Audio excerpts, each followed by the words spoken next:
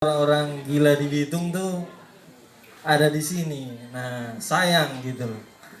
Mungkin Pak Bapak Kapolres, Bapak di sini yang mungkin bisa dibantu secara aktif, mungkin ke depannya mudah-mudahan pandemi berhenti. Rata-rata ya salah pergaulan, orang tuanya tidak ngurus ya, masa bodoh orang tuanya. Sering kita tangkap COVID terus ini Mas. Kita ini ibaratnya sedang perang ini.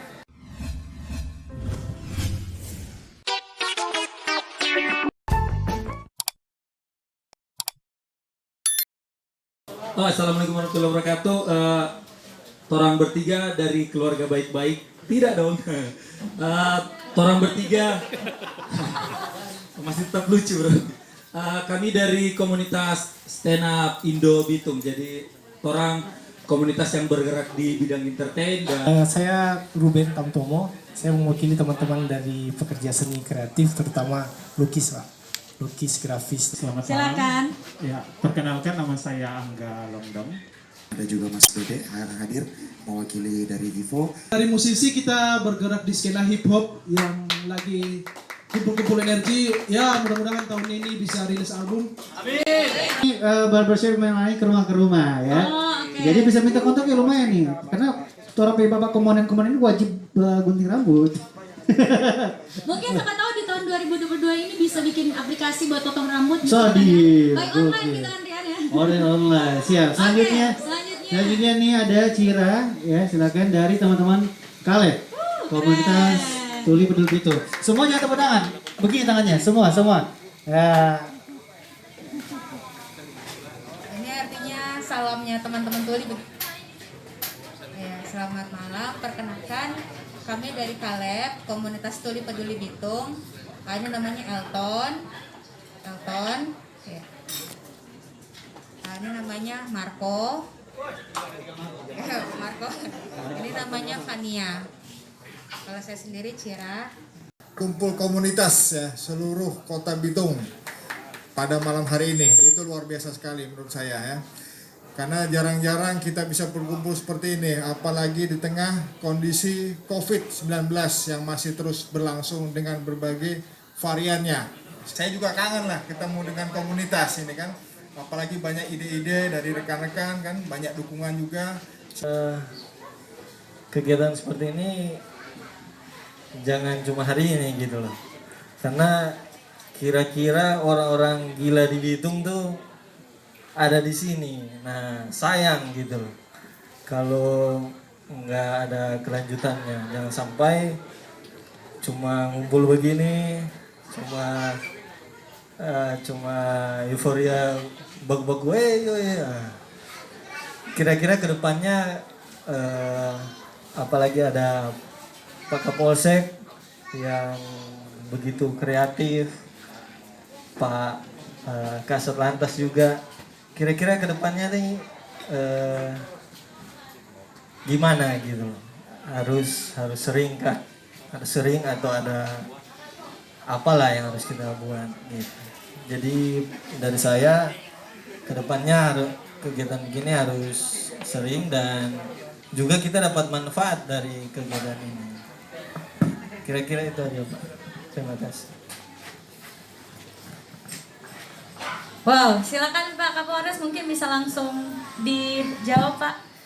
Kira-kira akan ada apa ke depannya lagi nih inisiatif dari Terima kasih ya Mas Ridho ya. Mas Ridho terima kasih. Untuk kegiatan ya event-event skala besar emang kita masih batasin ya. Bukan dilarang, dibatasin. Kita lihat kapasitasnya dulu ya. Seperti di sini kan kapasitas mungkin kalau idealnya bisa sampai 50 ya. Kita batasin jadi 25 orang ya. 50%. Sehingga kita hindarin terjadinya penyebaran COVID-19. Apalagi ini varian Omicron, informasi yang saya dapat lebih cepat lagi nyebarnya, lebih masif lagi. Kita menghindari ini dan informasi lagi mungkin bulan Maret akan ada peningkatan Omicron. Sudah berapa daerah terkena varian COVID Omicron ini. Jadi ya silakan mengadakan kegiatan event, tapi selalu koordinasi dengan pihak kepolisian. Pihak kepolisian akan cek ya dengan tempat kapasitasnya sesuai atau tidak. Misalnya kapasitas di situ 100 ya dikurangin 50%. Ya jadi mungkin 50. Kemudian pakai masker, ada hand sanitizer, orang sempat bikin satu komunitas, dengan nama belum ada nama. Sebenarnya komunitas itu terbentuk karena orang melihat ada sedikit permasalahan di masyarakat, terutama anak muda sebenarnya. Jadi orang lihat anak muda kan orang-orang butuh pengakuan. Kita rasa kalau mau survei banyak pelanggaran ketertiban, mungkin sebagian besar anak muda. Entah motor lah, nggak pakai helm, minum mungkin miras. Nah, waktu itu kita dan teman-teman beberapa, ada Angga waktu itu, juga ada teman-teman Raldi dan beberapa, orang bikin komunitas. Jadi orang sempat mengumpulkan beberapa teman-teman yang dari seni, misalnya kita dari seni grafis, dari teater waktu itu, bahkan orang bikin pojok buku, pojok pintar waktu itu, jadi bisa baca buku gratis, orang kumpul buku. Sebenarnya orang bertujuan waktu itu karena orang melihat bahwa anak-anak muda ini sebenarnya kalau diarahkan dengan baik, orang akan jadi baik sebenarnya. Karena yang membuat mereka salah mungkin ya pergaulan seperti itu. Jadi kalau orang bisa melihat bahwa ternyata berkarya itu sesuatu yang keren. Misalnya jadi pelukis itu sesuatu yang keren, baca buku itu sesuatu yang keren. Kita rasa itu akan cukup membantu untuk mengurangi angka pelanggaran ketertiban. Ya sebenarnya kita akan tetap mengadakan kegiatan ini ya. Cuman lihat dulu. Ini kita lihat ke COVID terus ini mas. Kita ini ibaratnya sedang perang ini. Cuman musuh yang kita hadapin ini tidak tampak. Cuman dampaknya kalau kita kalah luar biasa. Perekonomian kita, pengangguran dan lain sebagainya. Jadi kita ini sebenarnya perang tanpa musuh yang tak tampak gitu kan. Jadi bilang apa siluman ya mungkin siluman ya, pasukan siluman yang kita tidak tahu, tiba-tiba orang kena COVID, tiba-tiba tercover masuk rumah sakit dan sebagainya. Jadi kita tetap lihat perkembangan COVID, kalau emang perkembangannya landai-landai mungkin kita bisa adakan kegiatan ini ya. Kalau tidak landai tinggi kita nggak berani mas bro ya. Kalau orang diarahkan dengan benar, anak-anak muda itu diarahkan yang benar, kita rasa akan cukup mengurangi angka pelanggaran ketertiban. Jadi mungkin kalau mungkin Bapak Kapolres, Bapak di sini yang mungkin bisa dibantu secara aktif, mungkin ke depannya mudah-mudahan pandemi berhenti, akan mungkin masuk ke dalam area-area itu juga, pengembangan bakat anak-anak muda. Itu aja mungkin, terima kasih. Memang benar kata Mas Ruben ya, hampir sebagian tindak pidana kriminalitas ya diakibatkan ya anak-anak muda, anak-anak remaja kita antara umur 15 sampai 30 tahun. Itu padahal generasi muda harapan bangsa sekali itu ya. Rata-rata ya salah pergaulan, orang tuanya tidak ngurus ya, masa bodoh orang tuanya. Sering kita tangkap itu, ada anak yang ngelem ya, kemudian anak kecil sudah ya minum itulah miras ya.